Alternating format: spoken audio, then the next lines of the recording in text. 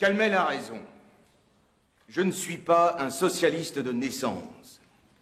Il me semble d'ailleurs que ce problème dépasse ma modeste personne. En effet, si le marquis de Solage, par exemple, n'a pas supporté l'élection de Calvignac à la mairie de Carmaux, c'est que c'était la première fois que cela arrivait. Auparavant, la majorité des mineurs ne votaient pas socialiste, mais élisaient le candidat du patronat. Ils n'étaient donc pas naturellement socialistes de naissance. Ils le sont devenus. Il a fallu les convaincre. Au début, cher camarade Calmel, combien étaient syndiqués à tes côtés? Autant qu'il m'en souvienne, peu, et même fort peu. Il n'y a donc pas non plus de syndicalistes de naissance.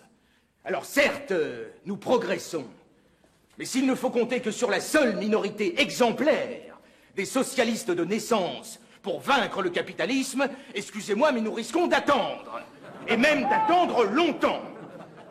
S'organiser collectivement, politiquement, syndicalement, c'est rompre avec l'aliénation, c'est résister au matraquage des puissances de l'argent et de la presse qui lui est affidée. Et c'est un effort, mes amis, considérable.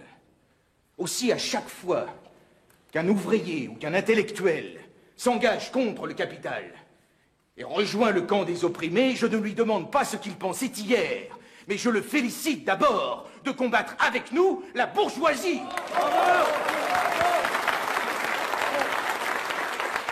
Si je suis candidat à la candidature, c'est pour faire progresser ce combat. Citoyens, camarades, je suis aujourd'hui devant vous parce que la République est en danger. Elle agonise. Elle a, certes, brisé la monarchie, apporté des libertés nouvelles, instauré la laïcité dans les écoles. Mais la voilà sous la domination de grands groupes capitalistes, industriels et financiers. C'est la République des Solages, c'est la République des exploiteurs.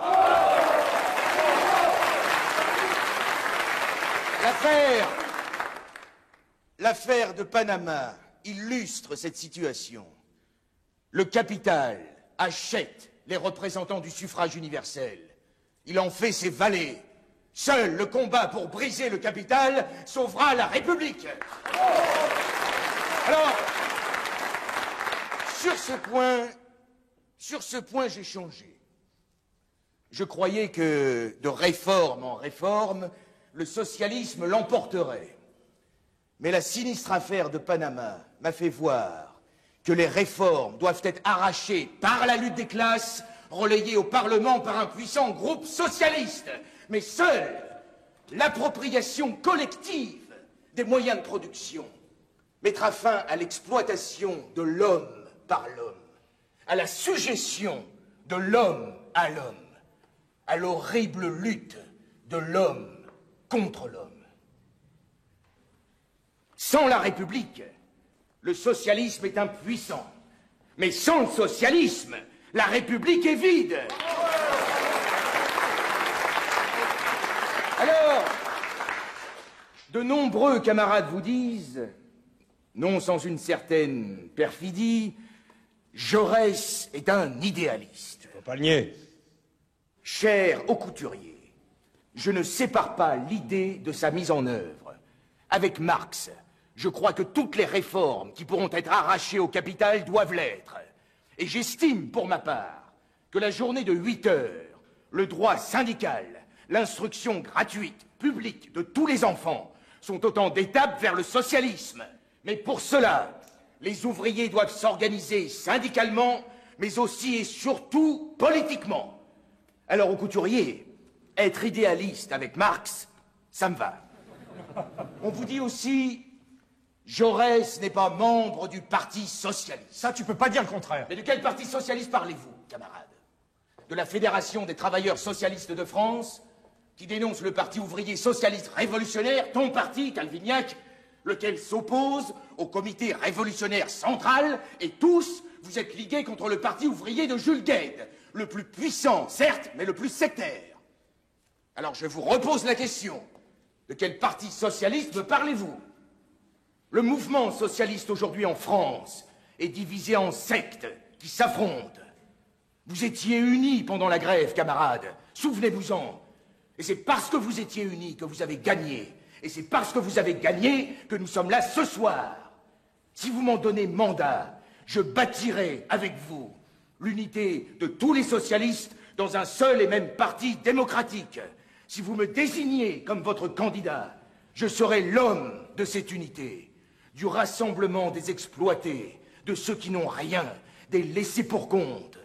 Je serai l'homme de l'unité socialiste contre tous les partis bourgeois.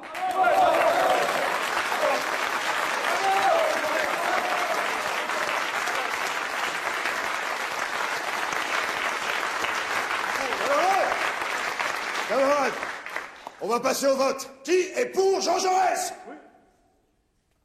Qui est contre? À une écrasante majorité, Jean Jaurès. Tu es élu candidat de notre circonscription.